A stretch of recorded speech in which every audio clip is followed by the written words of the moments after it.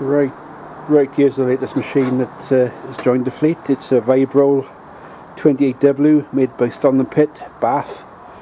You would think Bath as a city would be well known for its architecture and its stone, which is famous throughout the world, but it's also famous for an massive engineering factory which is at Bristol Road at Bath, which produced rollers, cranes and all sorts of things over the years. I actually did a course there in 1983, I think it was April 1983, when I worked for Bacon Plant Hire. I spent 10 days in the factory doing a course on rollers, the old W71, which is the predecessor to this much older machine. It's fitted with I think it's a Mark 25 Villiers. It's also got vibration equipment on it. Controls are fairly straightforward. This is the Villiers engine. I've already got some bits for it.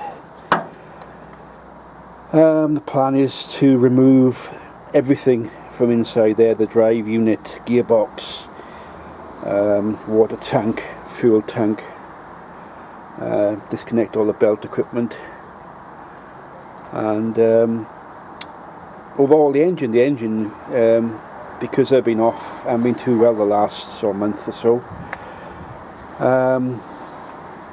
this machine will jump ahead of all my other machines because it's much lighter work. So well into the new year now, won't be touching snow till the weather gets much better, and hopefully I'll be better as well.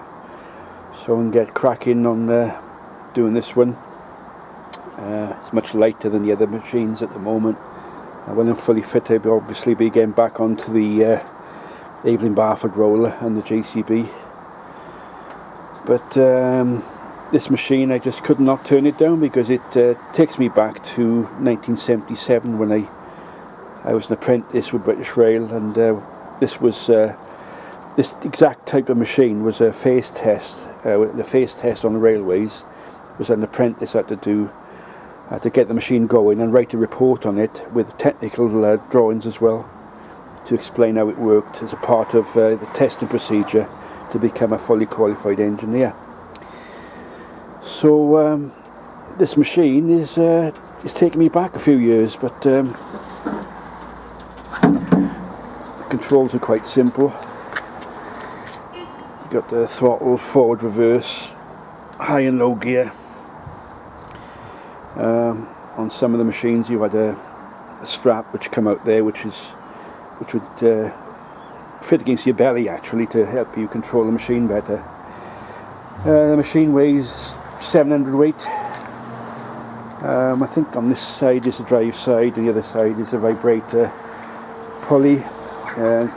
Once the vibration is activated by the lever, it runs at, I think if I remember right, it runs at about 4,000 RPM, which is an eccentric shaft which runs to the centre of the roll, and as it rotates at 4,000 RPM, it induces a vibration force into the roller, so you get good compaction.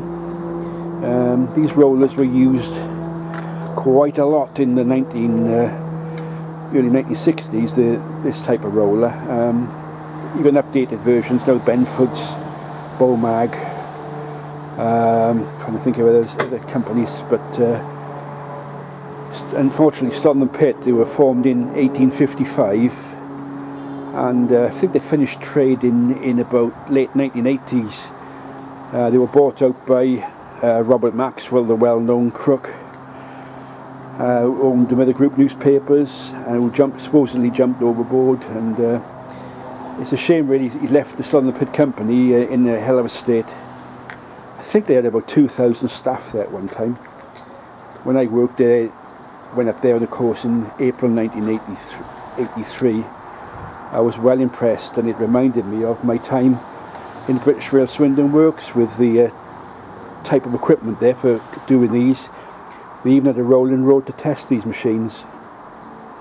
Basically, you'd have an operator standing operating the thing on the rolling road for about 3 or 4 hours at a time, just approving tests. But my plan is to, as I say, when I get better, sort this one out and go from there.